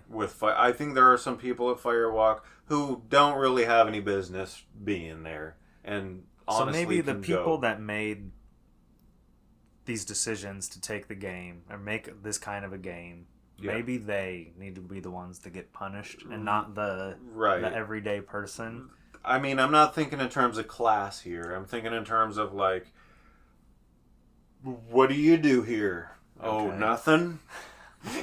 Bye. Well, okay, see, I don't know that we have any data to back up a claim like that. They have... I know that Firewalk has a lot of writers and a lot of people on that side of it. That... Sure. More than they need. Like, more than what the typical ratio needs to be. Right. I think they were really thinking that they were going to have this, like... I'll put it this way. They're a very think tank heavy studio. So a lot of idea people. Yeah. A lot of there you go. There's a lot of idea people within Firewalk. Okay. I think Sony would be best. What I would do if I was Jim Ryan's replacement. Herman Holst. Yeah. I would start a new studio, a new internal studio. Start it like ground up. Take all the talent from Firewalk, stick them in there. Okay. That's kind of what I would do. That's how I would handle it. Because then you are getting something of value, at least. Mm-hmm. Maybe not equal value, but something to show for your hundreds of millions of dollars that you spent buying Firewalk Studio. But what I think Sony is going to do is, well, we have to get some return on this. That Okay. that's how they're thinking. All right. That's the only way they think, and so they're probably looking at this like, all right, they're probably going into Firewalk and telling them what to do with their game, and telling them, free to play is, there's an opportunity. You think Sony's doing that? I think people from Sony probably are. I mean, I do wonder if the studio maybe like already thought of this as a bad. This is not an unprecedented thing to happen either. We have seen other live service games kind of go back to the drawing board. Most famously, Final Fantasy XIV, probably. 100%. Yeah. That was a game that launched, was around for about a year, and then they were like, okay, we're going to go offline and retool this. But what they did when they retooled it was really good. But also, I don't think Final Fantasy XIV ever had the taint that this has. Right. Yeah. It just, the gameplay didn't work. Yeah, right. They had to go back to the drawing board. Right. Yeah. This, I think people actively hate. Yeah, I don't think anybody was into this game. Like, I just don't think there was an audience never. for it. I don't think since the State of Play that like debuted it, I don't think anybody was excited, except maybe 25,000 people. Yeah. I mean, some people are like, hey, I'll give it a chance. Whatever. Right. I like those kinds of games. I think a lot of these people are probably people who just buy everything that comes out. Yeah. A lot of those kind of people are on Steam. Yeah. That's true. There are a lot of people who do buy a lot of stuff. Yeah, and if it's ever been in any sales or anything, that can account for some of those. But that's gonna happen. That to me doesn't represent people who were excited. Yeah. So it'll be interesting to see if Concord makes a comeback. Will it even be called Concord? Do they just swap out all the characters for like generic? I also wouldn't be surprised if they just recycle a bunch of assets and stuff from this game because they put so much money into it. Yeah, that reminds me. Epic Games, they had like a MOBA, like a Smite style MOBA game. I forget what it was called. It sounds familiar. But they were showcasing it at the PlayStation Experience in San Francisco. Mm-hmm. It was coming to PS5.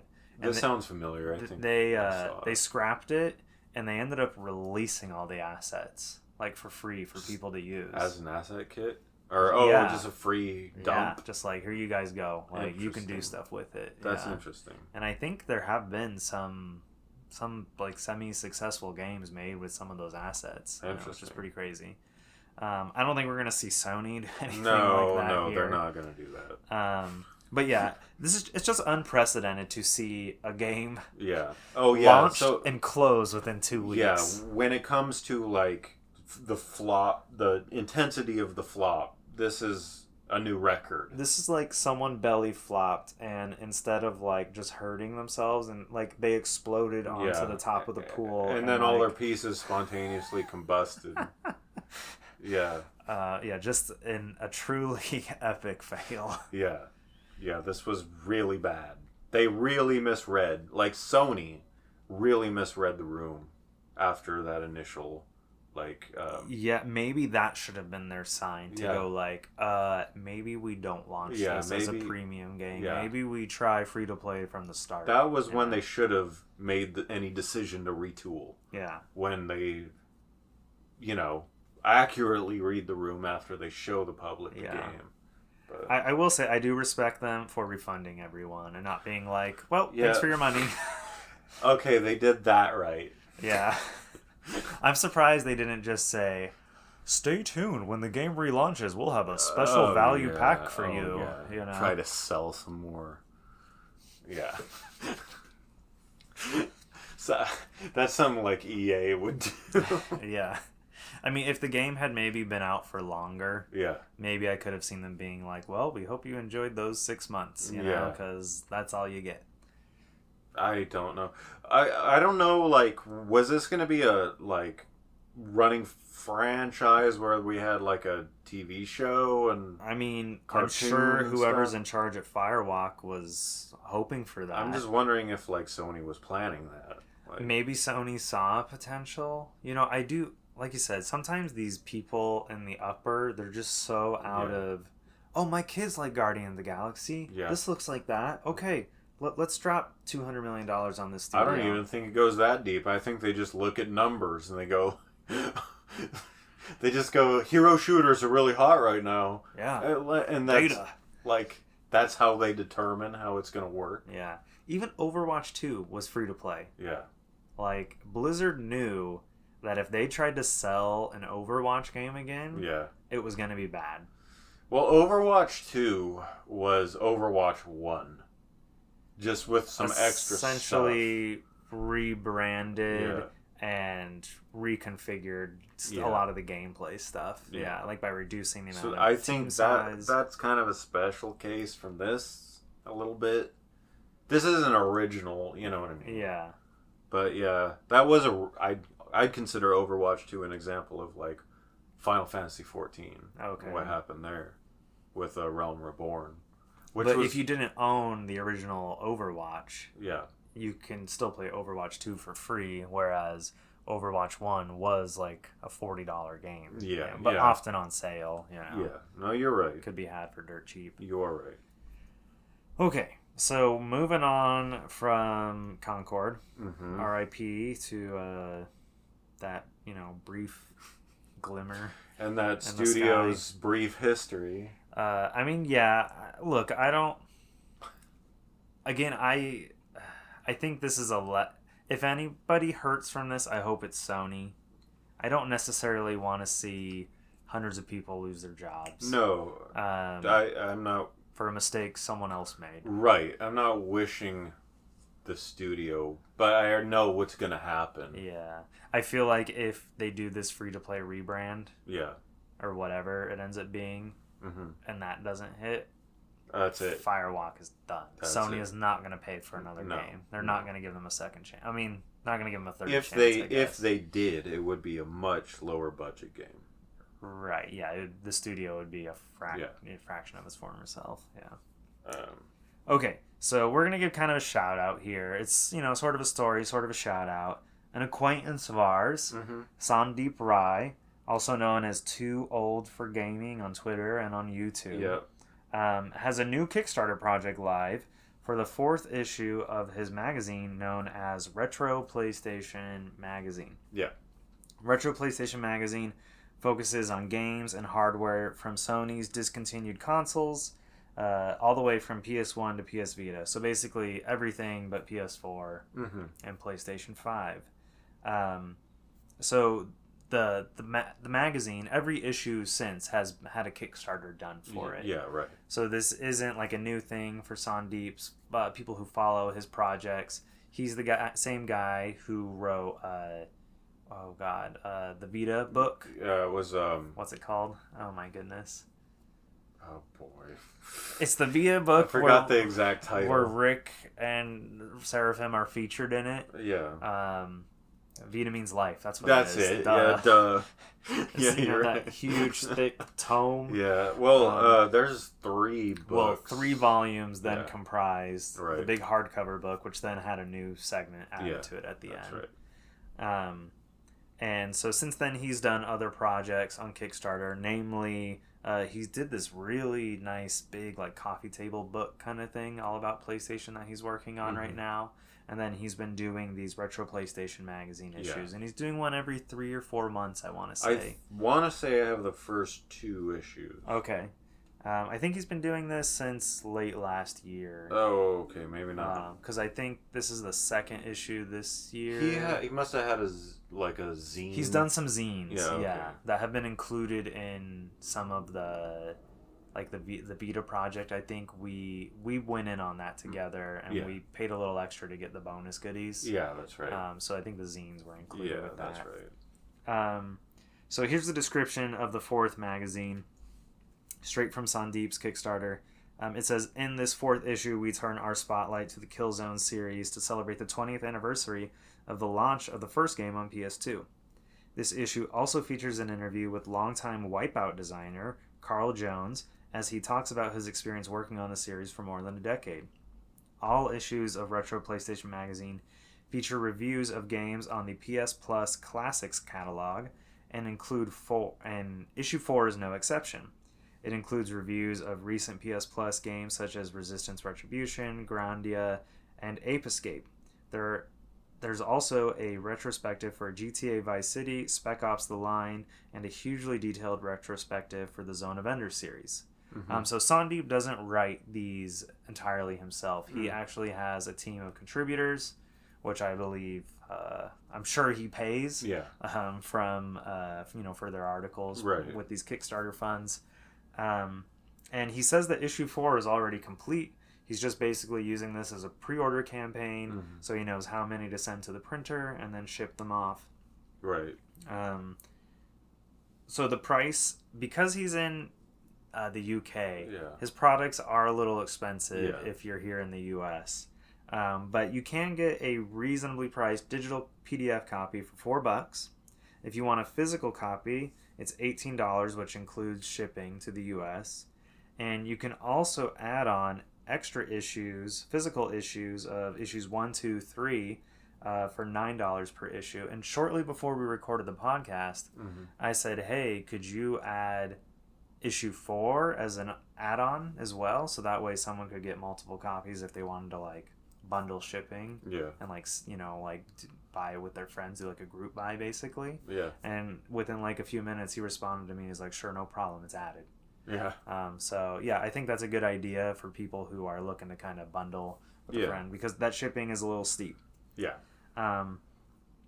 And it really is, it's a lot of money for a magazine. $18. I mean, you're supporting somebody. Exactly. You're going to be getting your money's worth with 68 pages of contents. There's 0 advertisements, so all 68 pages are just wall-to-wall articles, retrospectives, screenshots. I'll say he's really good, and he's really detailed, and he's really passionate about this stuff. So he is a good writer. And he's, not that he writes everything, but he's also really good at organizing. He's been doing this a long time now. Like I think the first Vita book came out in like 2015, 2016, something like that. So he's not new to this. He's been doing this for close to a decade now. He's really established himself as an expert in the PlayStation history field. Especially in the Vita category. His YouTube channel is also really good. If you ever, like, anything to do with Vita, he is like the authority almost. Like you can go through his like catalog of videos. He used to do like fairly, like, I don't know if they were weekly, but whenever there was like new Vita news, he was like covering it, talking through it. But he's become pretty well connected too. He's made a lot of connections with developers and stuff too when it comes to like these retro games, especially small developers. Securing. There's a big PlayStation development community in the UK and Europe. Sony used to have a lot more studios out there than they do now. I mean, we know they closed London studios. So maybe there's not so many in the UK now. But there's a lot of people, like the Wipeout games, those were all made in the UK. And a lot of those people now work at other studios in the UK. And I know the Wipeout, a lot of them reformed in their own new studio. Can't remember their name, though. And if you haven't jumped on issues 1, 2, and 3, this is a pretty good way. For about $50, you can get all 4 issues through the bundling, the add-on method, which is not too bad. In a world where more and more gaming magazines like Game Informer are closing. Any kind of physical media is like a luxury thing now. It's sad. It's so sad. Yeah, it really is. Like, I hate that. I hate it too. Yeah, like it shouldn't be. No. Like, those kinds of things were for everyone. That was the normal means of consuming information. But now, if you want to be intelligent, and like know things, you have to seek it out like willingly. Well, I mean, you can get digital goods, but I'm just talking specifically about... I don't know. I think you learn differently when you read from a physical object rather than you value it differently, that's for sure. Yeah, when you pay for something, like you're like, okay, I want to... When you feel something in your hands, it feels real in a way that the article from The Guardian on your screen does not. Yeah, that like, and you know, it's like in and out so quickly. Right. It's on and off your screen so quickly.